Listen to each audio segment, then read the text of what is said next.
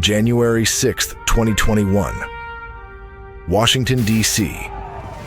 The U.S. Capitol Building. An event that has been reported on more than any other in modern history. Despite excessive coverage, articles, books, documentaries, and congressional inquiries, many details about the timeline of events that day remain unknown to the public. Understanding what actually happened on January 6th without bias and with as much context as possible is extremely difficult. News organizations and mass media have controlled the story of that day. Big tech and social media companies have censored, shadow-banned, and deplatformed eyewitness accounts, which further skews and misrepresents the truth from that day. Many of us still do not know the names of those who were killed at the Capitol and the causes of their deaths. This video seeks to create a thorough and truthful timeline of the events of January 6th, while shedding light on unheard stories, unseen footage, and new details. When facts are cherry-picked for the sake of political narratives, we the people suffer.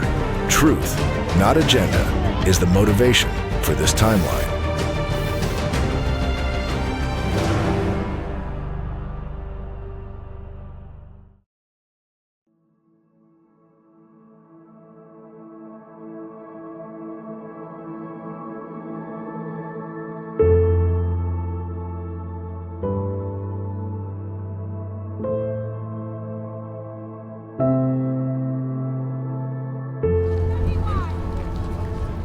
Prior to January 6, 2021, there had been hundreds of peaceful rallies following the November 2020 election. Polls showed that many Americans were concerned with election irregularities in key states that ended up deciding the presidential election for Joe Biden. None of these rallies ever turned violent. The morning of January 6th started no different than any of those other rallies. American citizens showing up together to express their First Amendment-protected right to petition their government with a meaningful concern. The mood of the crowd appeared to be joyful and hopeful. It would be the last chance to see the president give a large speech to the nation. To properly understand the events that would soon unfold, it's important to acknowledge that there were many areas of interest that day where crowds were congregating. Those attending President Trump's speech assembled at the Ellipse, a 52-acre park located directly south of the White House and approximately 1 mile from the Capitol. Space was limited there, and the crowd was so big that a sea of people extended all the way to the Washington Monument. Elsewhere in Washington, D.C., crowds would assemble in the morning at both the west and the east side of the Capitol. Still others would loiter in the vicinity to await the next event that would take place that day, of which there were multiple permit holders in the area. At 11:41 a.m., Ryan Samsel, a man who will later be pivotal in the first breach of the Capitol, crosses the street past multiple uniformed officers. Seconds later, the acting U.S. Attorney for the District of Columbia, Michael Sherwin, wearing plain clothes, is seen crossing the same intersection. Sherwin would go on to lead the investigations of Samsel and hundreds of others. 4 minutes later, the same officer whose body cam recorded that interaction is moving through the crowd, responding to a call of a person with a gun. The crowd is compliant as the officers move through the space. They reach their intended target, and after a few minutes of questioning, let the man go. He had no firearm and was only carrying a knife. Someone saw the handle and thought it was a handgun. Oh, yeah. This is my card, okay? So if you got any questions or issues, all right, be safe. Thank you. You too. You guys be safe as well.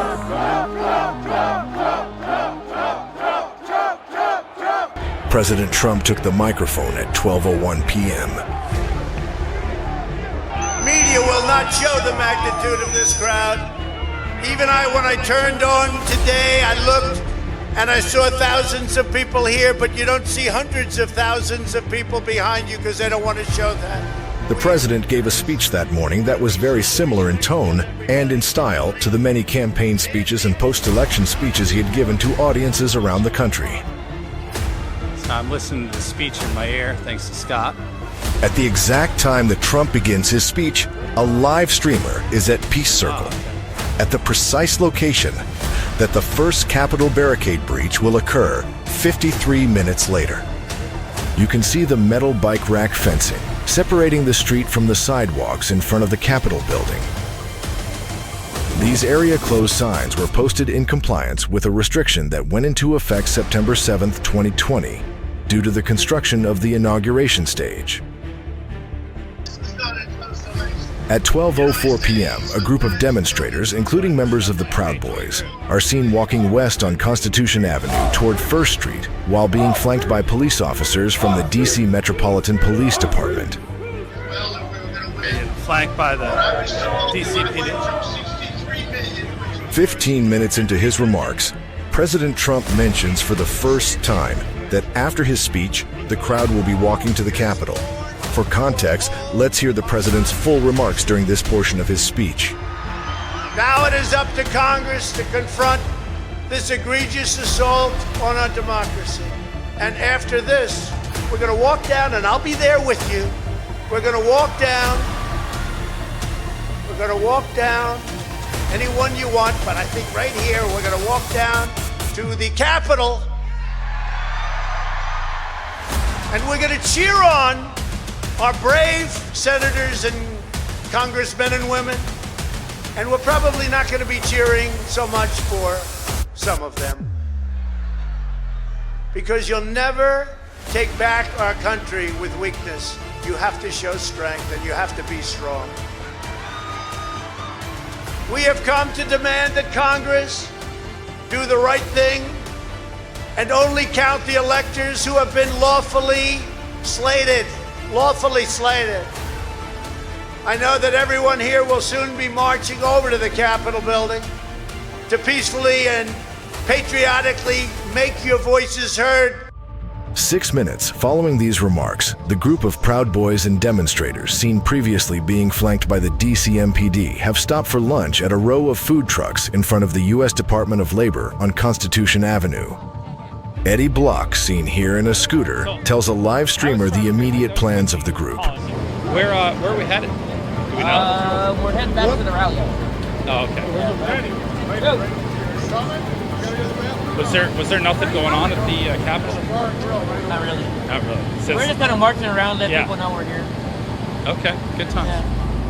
All right. 6 minutes after this interaction, at 12:30 p.m., the U.S. Capitol Police report a very large group heading to the Capitol from eastbound on Pennsylvania Avenue at approximately 7th Street. Cruiser 50, it does look like we're going to have an ad hoc march stepping off here. There's a crowd surge heading east. At this same time, police body cam records police intervening between Trump supporters and a counter-protester. The police encourage the crowd to keep marching toward the Capitol. Come on, guys, let's keep the march going. Let's keep it going. Let's keep it going. President Trump won't be finished speaking at the Ellipse for another 40 minutes. During this time, a man named Ray Epps was filmed on the streets, directing the crowd to the Capitol building. As soon as President Trump is finished speaking, we are going to the Capitol. It's that direction. That's where our true problems lie. President Trump is done speaking. We are going to the Capitol. That's where our problems are. We are going to the Capitol, where our problems are. It's that direction. He was filmed the night prior, urging the crowd to go inside the Capitol. I'm going to put it out there. I'm probably going to go to jail for it, okay? Tomorrow, we need to go into the Capitol. Into the Capitol. Peacefully. The crowd surrounding him instantly calls him out as a Fed. At 12:35 p.m., Mike Pence's motorcade is seen heading to the Capitol, turning left on Constitution Avenue from Louisiana Avenue. Don't stop anybody. Stay back. Stay back, please. Stop. Stay back. A minute later, at 12:36, Vice President Mike Pence arrives at the U.S. Capitol. The Vice President's motorcade has just arrived at the Capitol in advance of the joint session. The certification is to begin in 24 minutes at 1 p.m. Eastern. As Mike Pence arrives, a crowd is already assembled at the barricades in front of the East Plaza of the Capitol. At this exact moment, President Trump is mentioning Mike Pence's upcoming certification at his speech on the Ellipse, over a mile away. But now they see all this stuff. It's all come to light. It doesn't happen that fast. And they want to recertify their votes. They want to recertify. But the only way that can happen is if Mike Pence agrees to send it back. Mike Pence has to agree to send it back.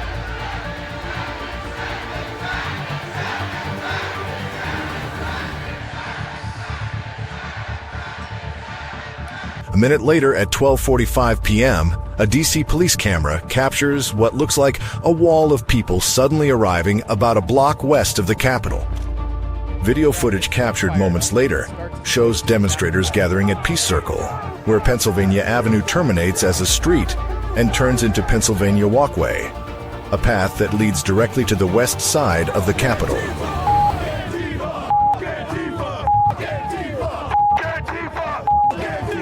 There are two sets of metal barricades here, behind which only 5 Capitol Police officers can be seen guarding this entrance, while every member of Congress convenes in the building behind them.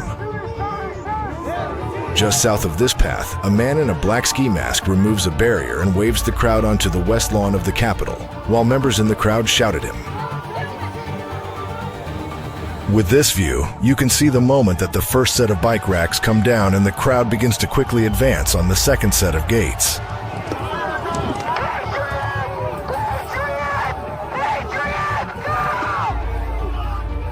Ryan Samsel, who we saw earlier in a white hoodie and red baseball cap, approaches the police line.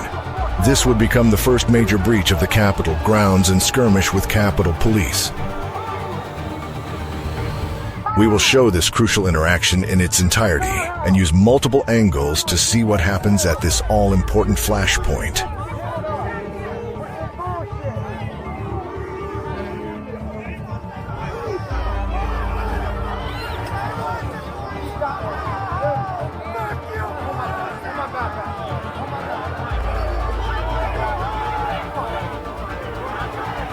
Ray Epps, who we just saw calling for demonstrators to enter the Capitol, can be seen approaching the front of the barricades and speaking to Ryan Samsel. Moments later, the barricade is pushed directly into the police line.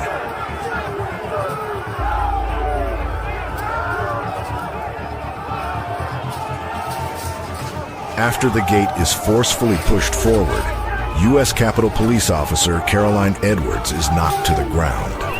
Ryan Samsel immediately runs to her aid to help her get back on her feet. The first violent skirmish of the day between demonstrators and police had begun.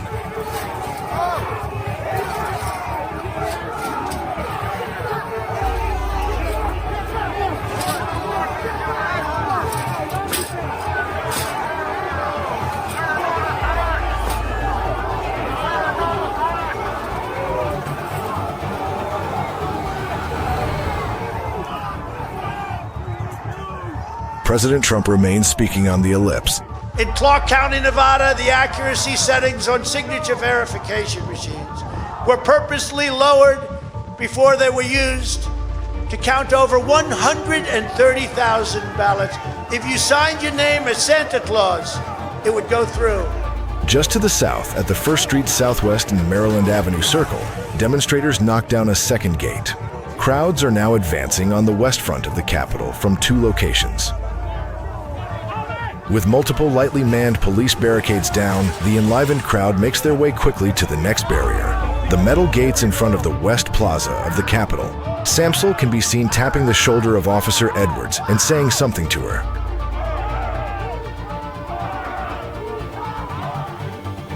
Looking over the west side of the Capitol from a security camera on the exterior dome, we can see how quickly the crowd is able to fill the area in front of the West Plaza. From this point forward, those in the crowd entering onto Capitol grounds may have seen no indications or warnings that they were in an area that was previously guarded by police and secured by barriers. At 12:58 p.m., the lightweight fencing on the west lawn is pulled down completely by a single person. It is on this fence that signs with the words "Area Closed" are affixed. Thousands of people who will walk up to the Capitol after 1 p.m. will never see these signs.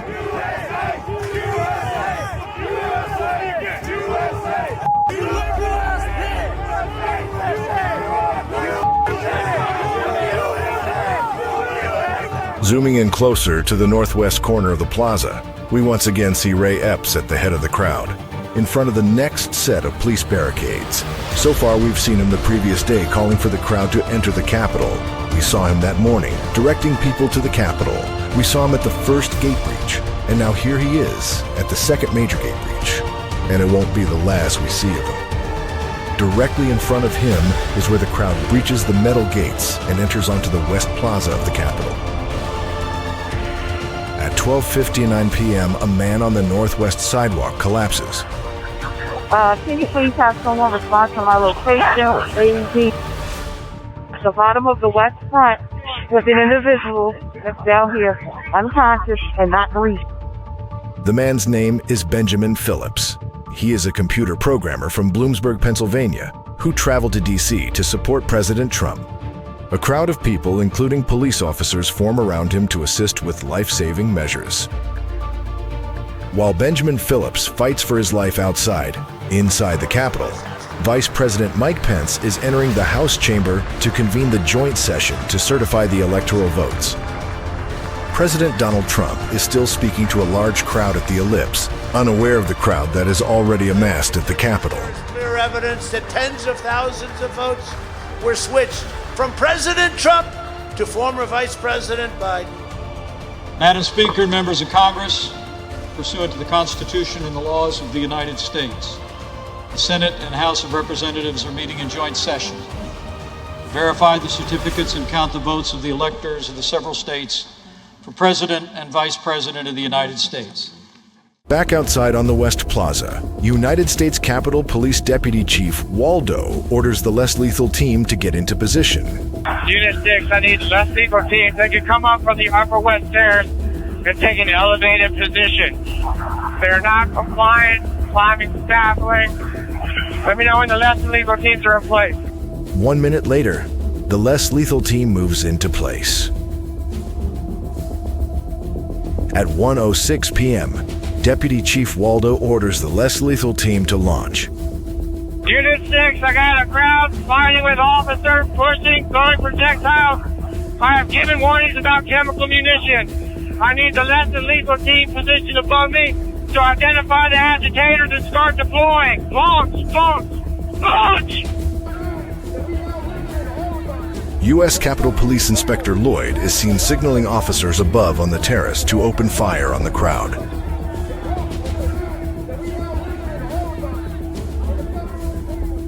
Joshua Matthew Black, a 46-year-old man from Alabama, is shot with a round that tears open and lodges in his cheek. You're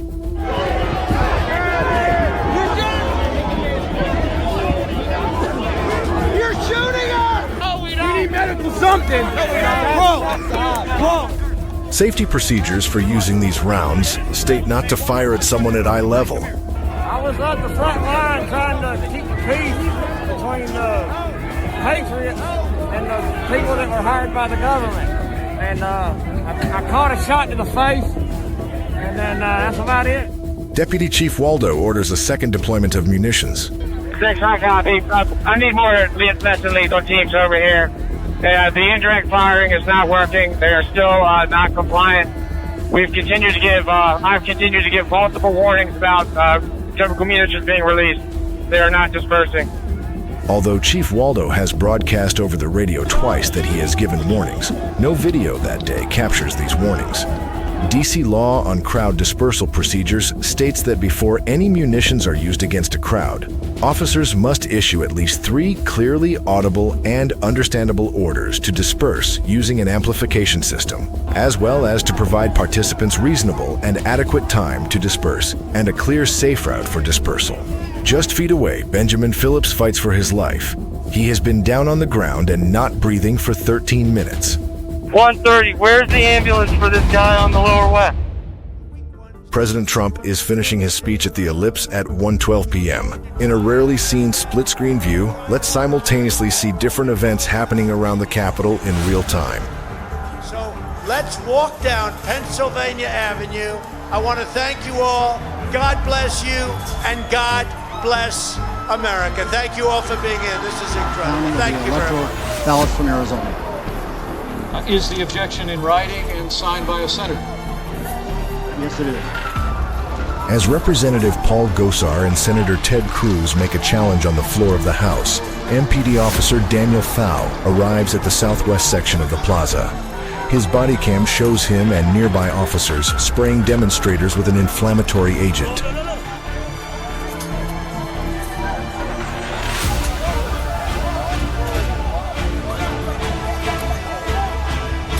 From a different officer's body cam, the familiar face of Ray Epps can be seen in the area that the police are trying to control.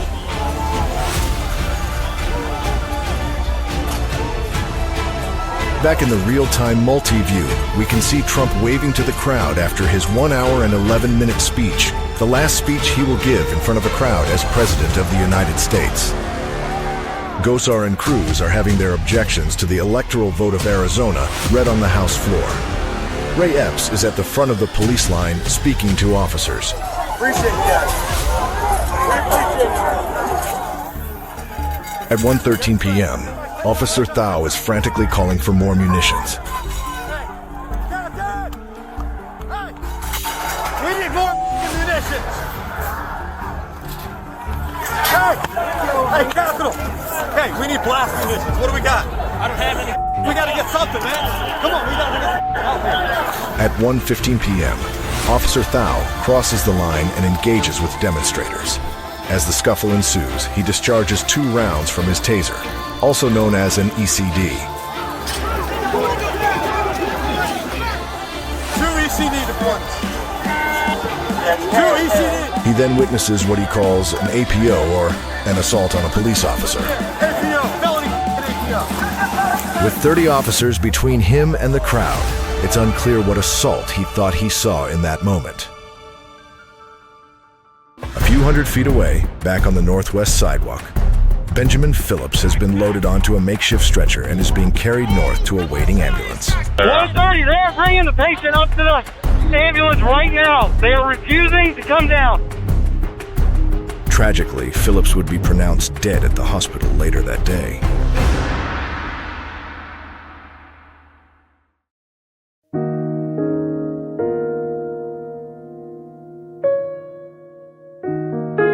Benjamin Phillips leaves behind 2 teenage children.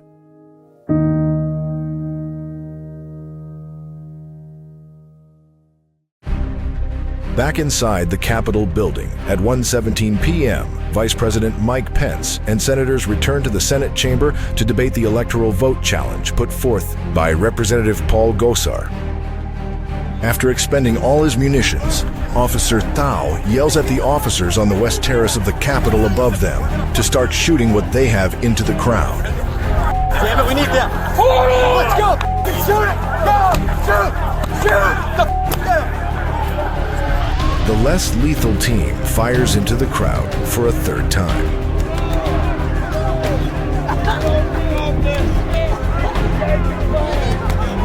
Three minutes later, at 1:21 p.m., the first explosive munition of the day is discharged.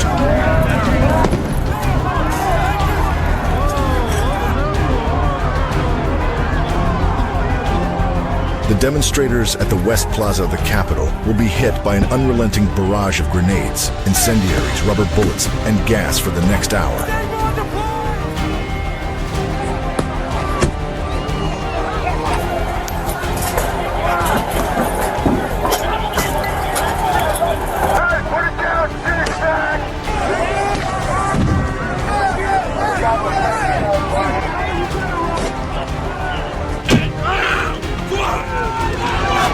Hey, fire! Hey, you fire! Hey, you good? You good? Hey, listen, fire!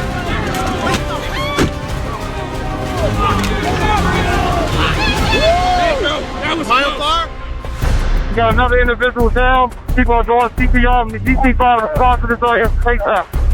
At 1:28 p.m., a man has collapsed on the West Plaza and is attended to by people in the crowd.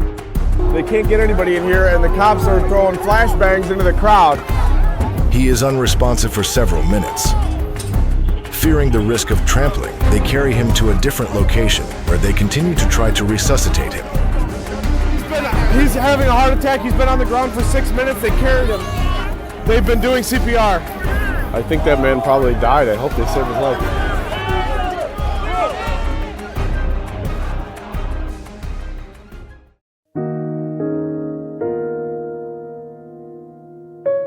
Kevin Greason leaves behind a wife and 5 children.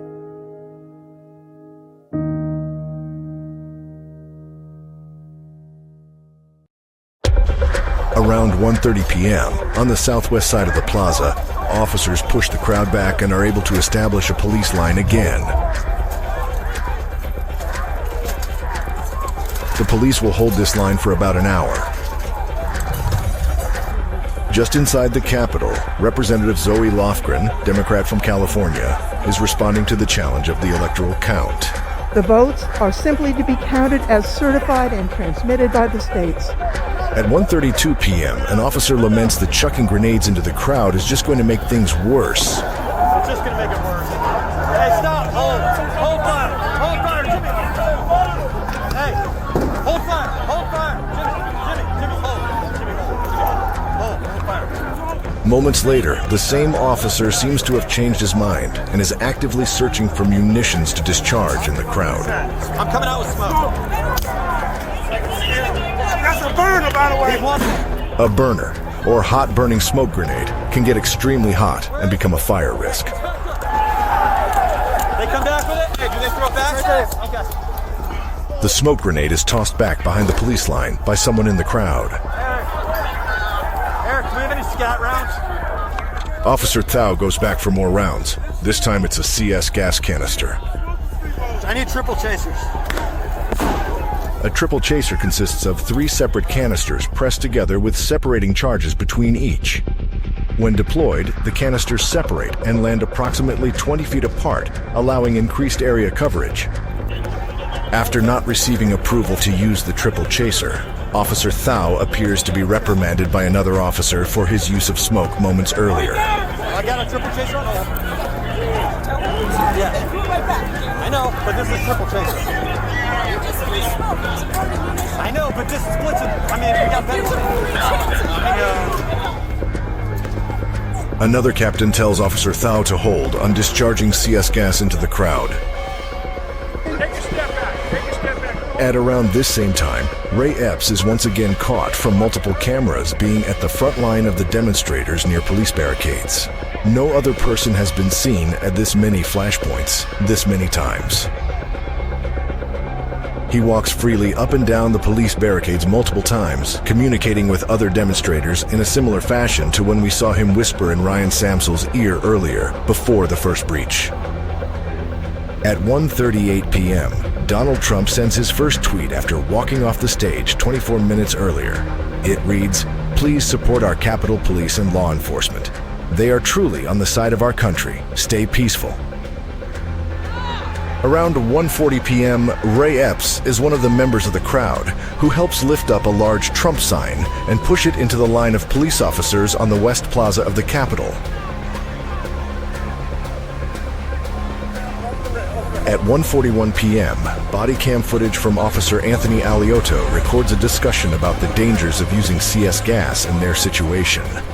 The officer petitions not to have Robert Glover, the on-scene commander, authorize use of CS gas in the area.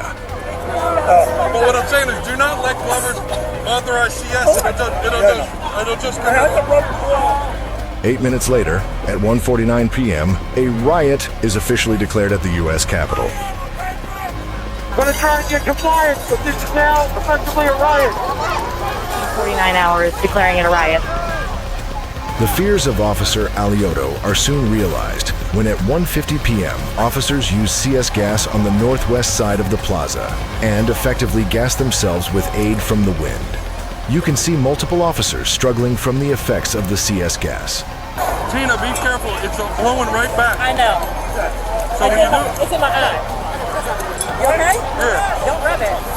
You know that. Keep blinking. Over on the east side of the Capitol, the gates have successfully held the crowd back for over an hour from when the west side was first breached. At 1:59 p.m., that all changes. The demonstrators overpower the police and begin to make their way toward the east steps. Police are squabbling with protesters. Oh, there we go.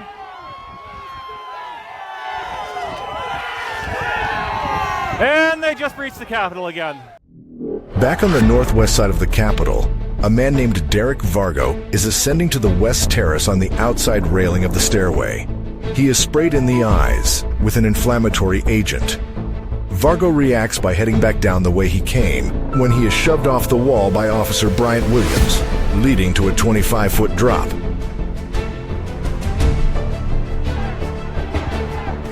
Some will call this an attempted murder. Vargo is carried away on a makeshift stretcher by officers and bystanders.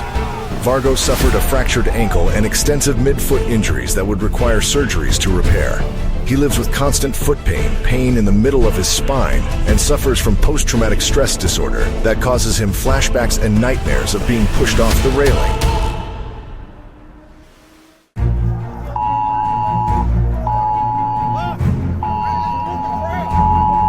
At 2:03 p.m., the first dispersal order is heard coming from a mobile LRAD, or long-range acoustic device. DC official code 22-1307. All people must leave. DC law requires police to give 3 separate warning with the LRAD system and an opportunity to disperse before using violence or munitions to clear a protest crowd. At 2:06 p.m., police retreat up the east steps of the Capitol. Demonstrators soon follow and ascend the steps. We hear the LRAD again at 2:07 p.m. Failure to comply with this order may subject you to arrest. It's unlikely that demonstrators heard either of these warnings given the situation on the plaza, which calls into question the earlier stated DC law that requires these announcements to be clearly audible and to provide participants reasonable and adequate time to disperse. Back on the east side of the Capitol, at 2:09 p.m., Hunter Emke is seen kicking in and punching multiple windows. He is quickly tackled and detained by police.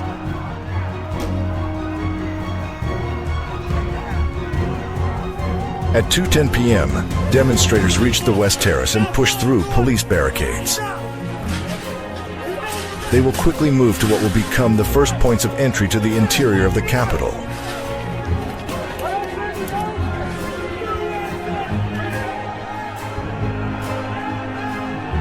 A man throws a 2x4 through a glass pane, the first such broken window on the west side of the Capitol. Shortly thereafter, Dominic Pizzola pushes the window in using a police riot shield. Protesters will soon enter the building through these breach points.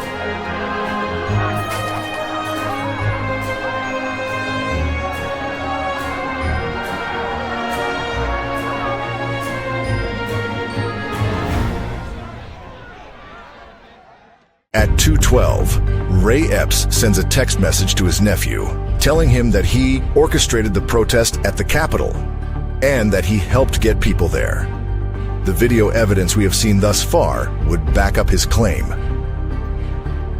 At 2:13 p.m., President Trump tweets, "I am asking for everyone at the U.S. Capitol to remain peaceful. No violence. Remember, we are the party of law and order. Respect the law and our great men and women in blue. Thank you." Hey! Frank, you got anything else? Back on the West Plaza of the Capitol, Officer Thao receives a Stinger 40mm 60 caliber rubber balls round and rushes to fire it into the crowd. This crowd management round contains approximately 18 rubber balls. Hey, I need a round. You have CS? 30 seconds later, he's given a baton round, a round that contains 3 40mm rubber projectiles. He again heads over to the police line to fire it into the crowd. At 2:18 p.m., after a few minutes of confusion inside the room, the House calls a recess during its debate over an objection to the electoral votes from Arizona. Without objection, the chair declares the House in recess pursuant to Clause 12B of Rule 1. At 2:16 p.m., the parliamentarian doors are opened from the inside, providing another access point for demonstrators to enter the building. Down on the West Plaza, Officer Thao refers to police activity as, quote, shooting zombies. We're just shooting zombies. Hey, we're shooting zombies. That's it. They took me inside? They're inside. Okay, well, we need to get those out of here. All right, we're completely surrounded. At 2:18 p.m., after a few minutes of confusion inside the room, the House calls a recess during its debate over an objection to the electoral votes from Arizona. Without objection, the chair declares the House in recess pursuant to Clause 12B of Rule 1. At 2:18 p.m., police body cam picks up a tense conversation among officers, where one officer admits that they're hitting innocent people. Nothing's gonna help. The wind is at us. I know. Right. The wind's at us. So we get hit with a lot of pain compliance when you hit innocent people. And not only that, we're taking out one and 10 of them are getting angrier. We're multiplying them by hitting them. At 2:24 p.m., John Earl Sullivan is recording as he is one of the first of the demonstrators to enter the Capitol Rotunda. 2021, y'all. This is insanity. Holy sh**. What is this? What is life? At the same time, a few blocks away, MPD officers are discussing new plans to enter the Capitol to support U.S. Capitol Police. They're gonna burn that building down. That's fine. Maybe we'll figure it out.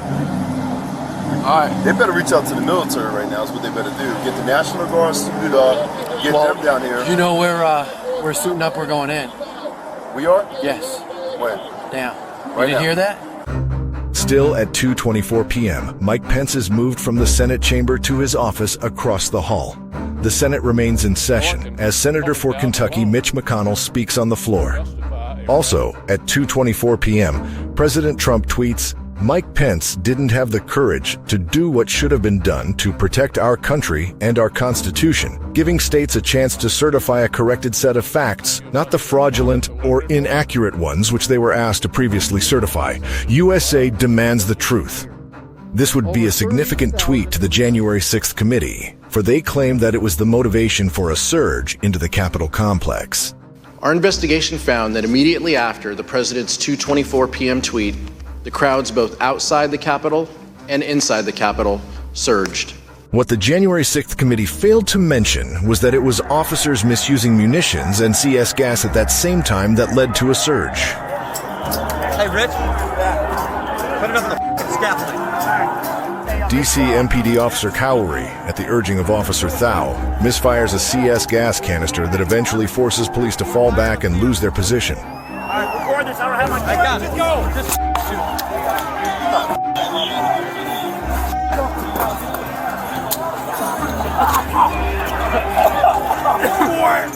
As officers on the West Plaza, unequipped with gas masks, struggle breathing, the plume of CS gas can be seen from the overhead camera on the lower right corner of your screen.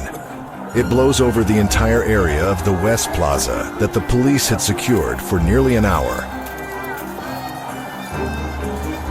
Within 3 minutes of the officer's CS gas misfire, the police line on the West Plaza entirely collapses. Back on the east side at 2:24 p.m., demonstrators are able to force open doors from the inside. These are the Columbus doors, which lead a short way to the rotunda of the Capitol. Back outside on the West Plaza, an elderly woman is violently pushed by police down a set of concrete stairs 3 times, which incites the crowd around her.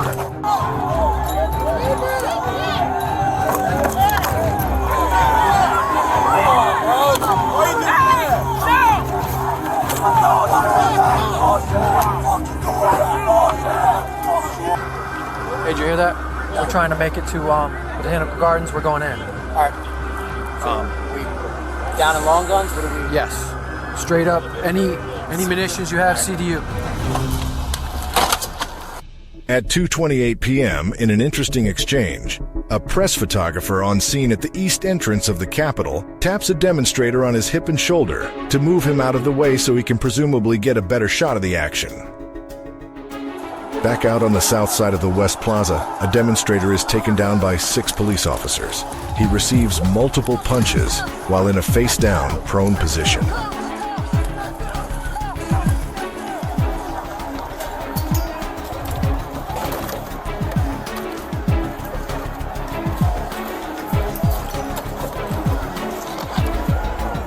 At 2:30 p.m., a security camera at the crypt lobby shows demonstrators gaining access to the Capitol via overhead lift doors. At this same time, the House is called into final recess. Without objection, the House is going to go back into recess. At 2:31 p.m., Washington, D.C. Mayor Muriel Bowser orders a curfew from 6 p.m. that evening to 6 a.m. the following morning. At 2:33 p.m., a frustrated police officer can be heard venting about being, in his words, set up. They set us up. That's what they did. They set us up. They set up 64. Oh, absolutely. And then they asked y'all to come 2 hours later. They set us up. They needed everybody right away. Nah, right away. They set us the up. So now we ain't got. We ain't got a mother. They set us the. Take this one.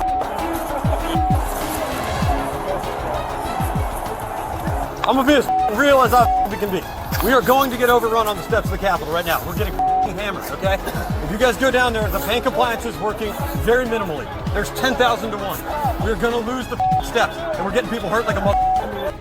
Demonstrators are seen entering from the west side of the Capitol, while police officers watch them walk through the doors. Just feet away at 2:35 p.m., minutes after losing the West Plaza, Officer Alioto throws a gas canister from the West Terrace into the crowd that has amassed on the West Plaza. This, along with other gas canisters sent into the crowds, gets thrown back at the officers. Most of these officers still do not have gas masks. At the same time, on the West Terrace, officers are repeating the same mistakes they made one level lower on the West Plaza. An errant CS gas round is again fired into their held position on the West Terrace. The spreading gas will eventually effectuate a retreat back into the Capitol through a narrow tunnel. This mistake would prove to be incredibly significant for the events that are yet to come.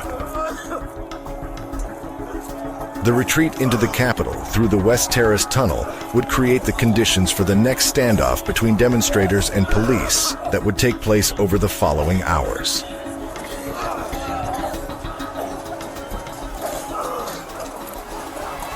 Instead of showing force outside of the tunnel, the police make the questionable decision of barricading themselves behind locked double doors, giving up the tactical position, and retreating to a defensive posture.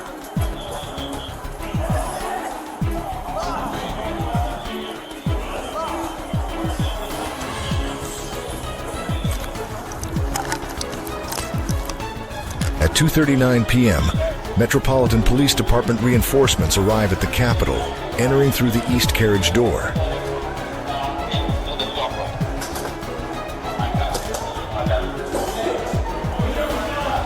At the same time, police officers discuss being unprepared for what they encountered. I didn't know we were coming up for this. I would have made sure we all had our masks. I didn't realize how bad.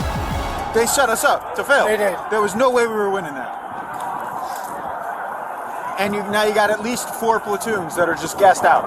Yeah, literally. Because us, 54, doesn't have masks. Yeah. Well, remember, we're supposed to be rapid response just to buy time for the hard platoons to come. They didn't come. They didn't ask for them. Who cares about the street? Like, prioritize. Secure the Capitol.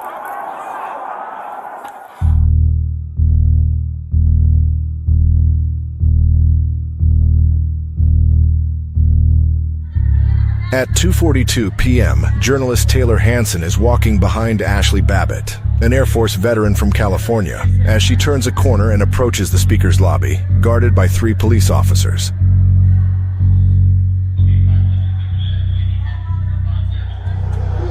MPD officer Luke Foskett approaches a window and looks out upon the crowd on the western side of the Capitol building. You're live, right? Moments later, members of the House seek shelter in the gallery while officers barricade entry into the chamber. It is at this moment that the only firearm to be discharged inside the Capitol that day can be loudly heard.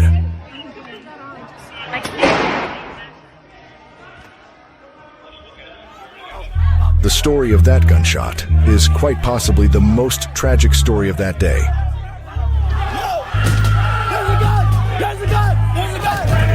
Hey, he's got a gun! He's got The shot heard was a single round fired by Lieutenant Michael Byrd. It strikes Ashley Babbitt in the neck, and she falls back into the upper landing of the stairwell.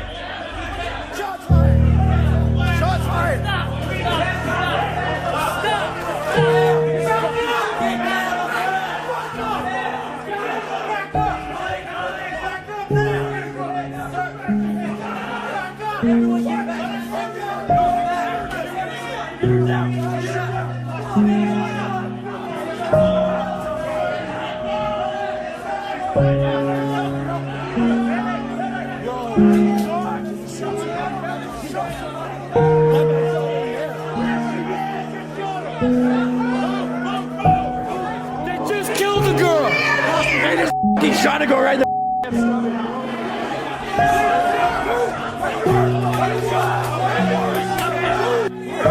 She's done. She's dead. She's dead. She's dead. One shot in the Capitol. Report of a shooting in the Capitol. Trying to ascertain information now.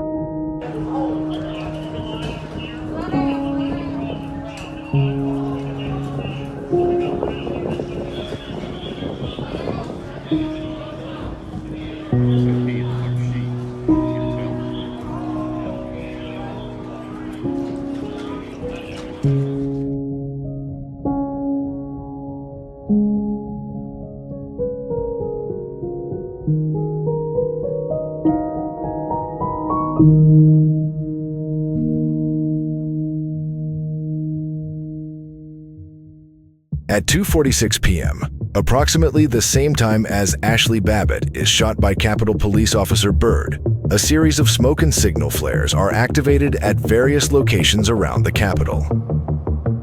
There's some kind of a flare in the sky there. As the smoke clears, we again spot Ray Epps leaving the area and flanked by several individuals before leaving the Capitol grounds for the day. Meanwhile, demonstrators continue to enter the Capitol building. The first demonstrator enters the Senate chamber.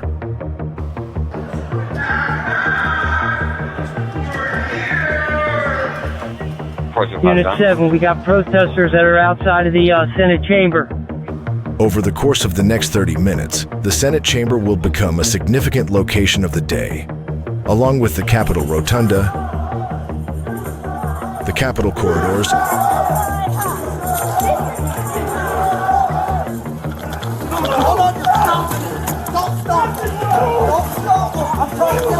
and the West Terrace Tunnel.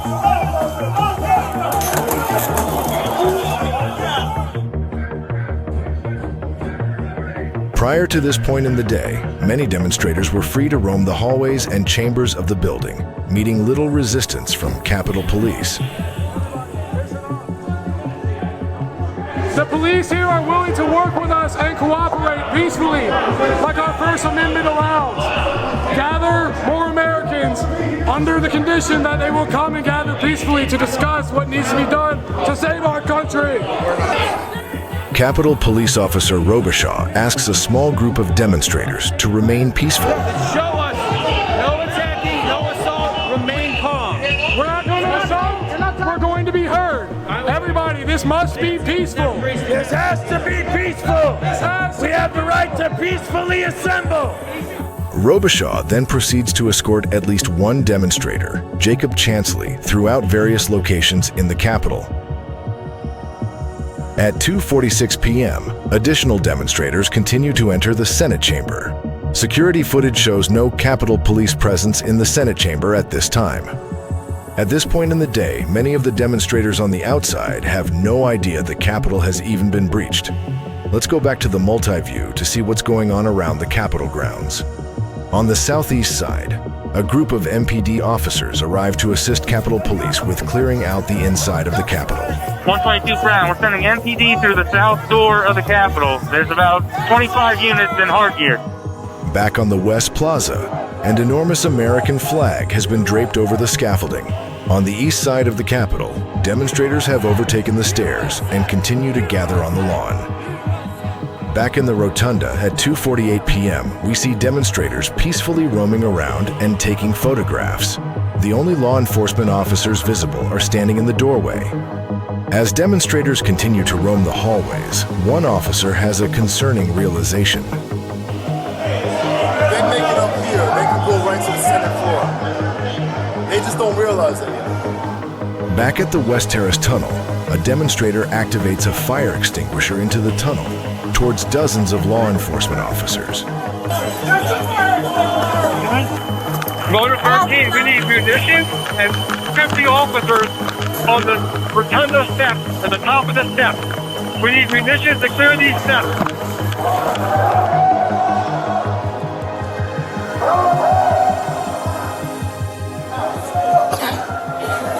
You want to push forward? Push back? Yeah, no, right now, no. Wait, because we got to get numbers. Yeah. I'm seeing stars right now.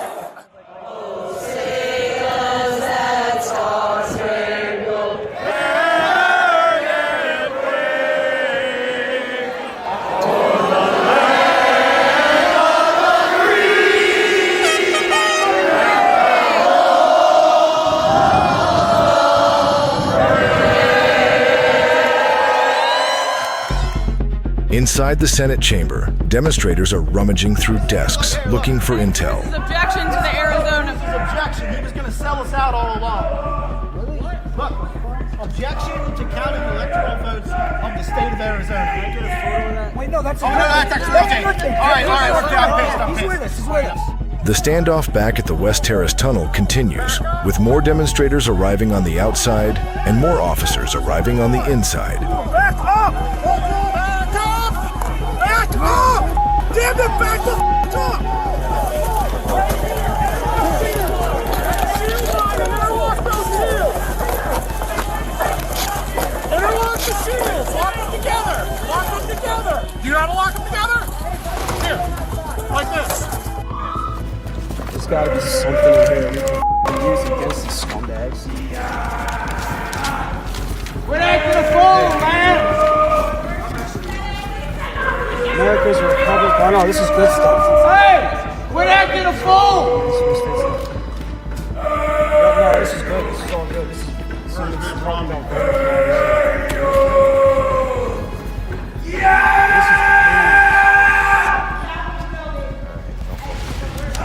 He's a good one. Him and Lawler or whatever. Cruz, I think Cruz would want us to do this, so yeah, absolutely. I think we're good. Get it, put it over there. We're going to come through this way, then you lock it in. We close this off. You get your arms through these shields. You know how to put your arms. Do we have a hard platoon guy here? You. Show them how to lock the shields together and hold the shields. Hey, hold it. Hold it, baby. It's the only way we're going to hold this door. At 2:55 p.m., law enforcement begins to move demonstrators out of the Capitol from various locations. We are Americans. I pray for every one of you, for your safety.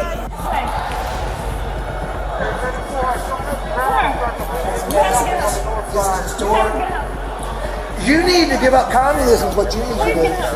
You need to give up communism to protect these people. We're patriots. How much it costs for you to betray your f***ing duty and your people? But they continue to struggle to control the Rotunda and West Plaza Tunnel. 1776. Hey, don't put your hands on me, mother. Let's go. Let me tell y'all something. We're patriots. Hey, go in Nancy's office. Go Nancy's office. Richard Barnett, the demonstrator who posed for this photo in House Speaker Nancy Pelosi's office, attempts to persuade an officer to let him back in to retrieve his flag. 418 Frankfurt, informational. I have a group of about 20 to 30 officers that are cordoned off on the south side of the Rotunda stairs. We're just going to hold the line over here until we get some kind of control of this crowd. There's no enforcement we can take at this time.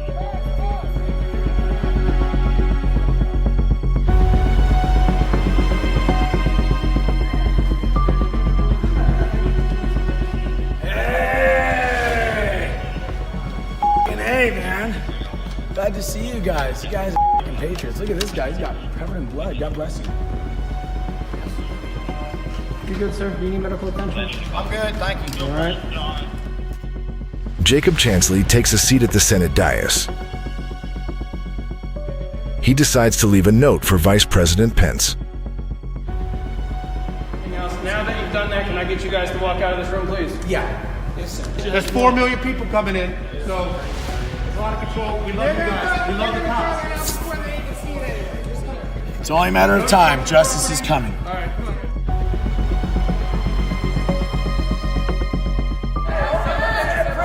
Let's all say a prayer and let's say good space. Thank you, Heavenly Father, for gracing us with this opportunity. Thank you. Thank you, Heavenly Father. Yes, sir, I have 75 people inside the Senate chambers, just for information.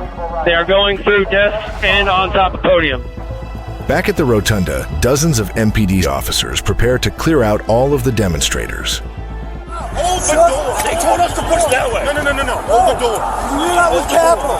DC, we're holding I got you. All right, 401, just advise the units outside the rotunda door. We've got CDU hard squad sending all these individuals out of the rotunda. I'll take it. Come on. Are you good? Grab the police. Let's go. Push. All right. Push them out. Move back. Move back. Move back.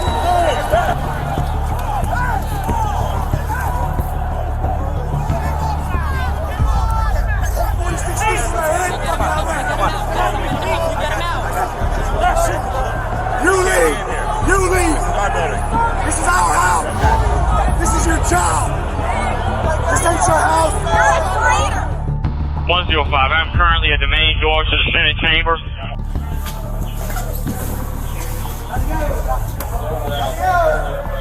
Time to go.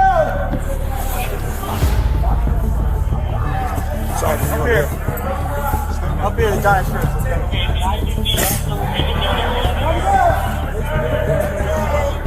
Let's go. Thank you. God bless the men and women in blue. God bless you guys. We love you. You're on your side. Come on, let's go.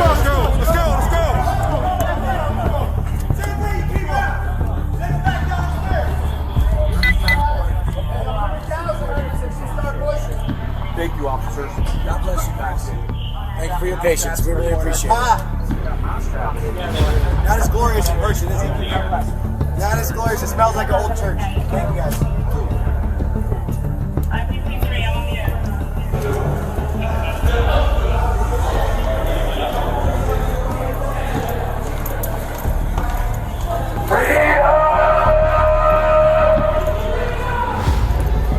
Back at the scuffle at the West Terrace Tunnel, the situation is rapidly deteriorating. Leading up to the tunnel are a series of steps that demonstrators are having trouble navigating. It is a very tense and dangerous situation in this area. For over an hour, the police have been inside the building, behind the inner doors, while demonstrators have occupied the tunnel.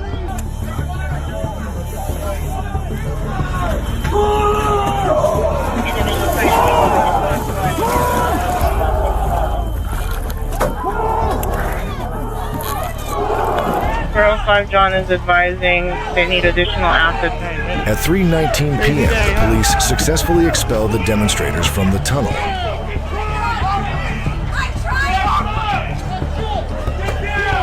During the skirmish, a U.S. Capitol police officer is dragged into the crowd of demonstrators. Let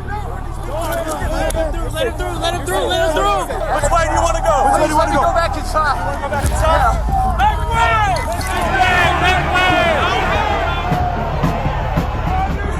Don't hurt him. Hold him. Good guy. You're a good guy. Lift him up. Lift him up. We let you go. Come on. Hey.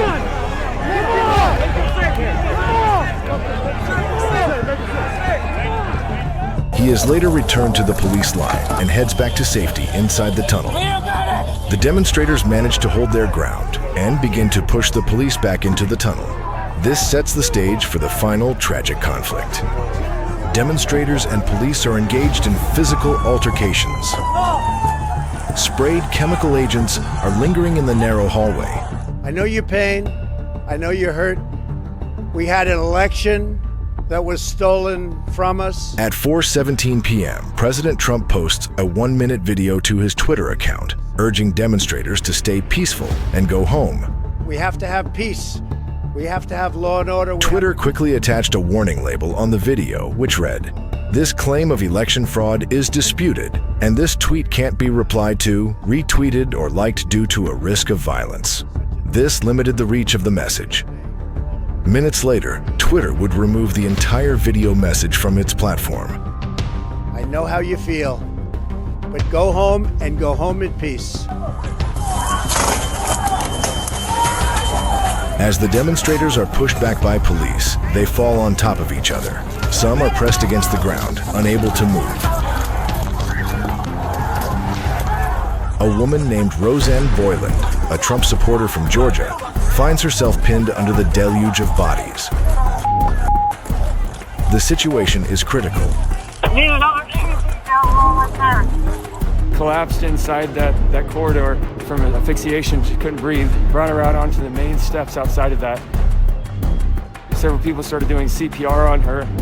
I tried to get her carotid pulse for several minutes, and even I cut part of her jeans away so that I could try to feel her femoral pulse, and I couldn't feel a femoral pulse at all. By the time that they decided to pick the person up and give them to the police officer, she had blue lips and blood was coming out of her nose. Man, where does DC Fire need to go for that CPR that's going on? Didn't seem hopeful at all. I don't think that person will be revived. Officers transport Boyland inside the tunnel and begin CPR.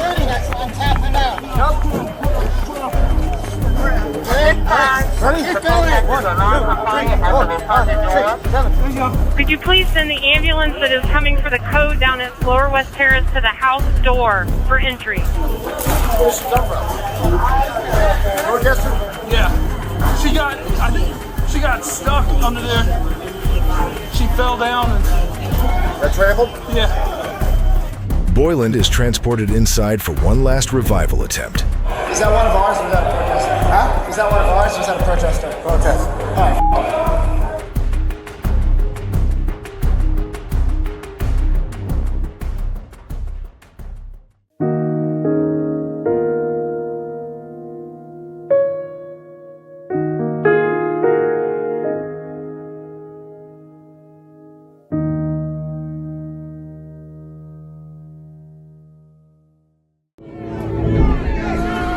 CDU-70, they're destroying the media equipment over here in the Senate egg.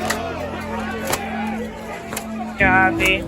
Protesters are destroying media equipment at the Senate egg. At 5 p.m., as the citywide 6 p.m. curfew looms, police are making progress securing the Capitol, and a steady stream of demonstrators leave the Capitol grounds. At 5:10 p.m., police use tear gas to drive the remaining demonstrators from the Capitol's upper levels. Over the PA system, an announcement is made that all individuals are required to leave Capitol Hill or be subject to arrest. At 5:40 p.m., National Guard troops begin to arrive at the Capitol to secure the premises. 1 minute after the curfew goes into effect, Donald Trump sends out a final message to his supporters that day. At 8 p.m., the Capitol is declared secure. Today was a dark day in the history of the United States Capitol. Shortly after, at 8:06 p.m., the Senate resumes debate over the certification of Arizona's vote in the Senate chamber. The House would reconvene about an hour later. The election results will be certified. And 14 days later, Joe Biden will walk down the same tunnel and stairs where the police and demonstrators fought for hours, and where Roseanne Boyland took her last breath to be inaugurated as the 46th President of the United States. January 6, 2021. A day of hope and patriotism that turned into a day of chaos and tragedy. For the past 3 years, the shadow of January 6th looms large in our politics, in our culture, and in our national conversation. Are we any closer to understanding the events of that day? Are we still in the timeline of January 6th?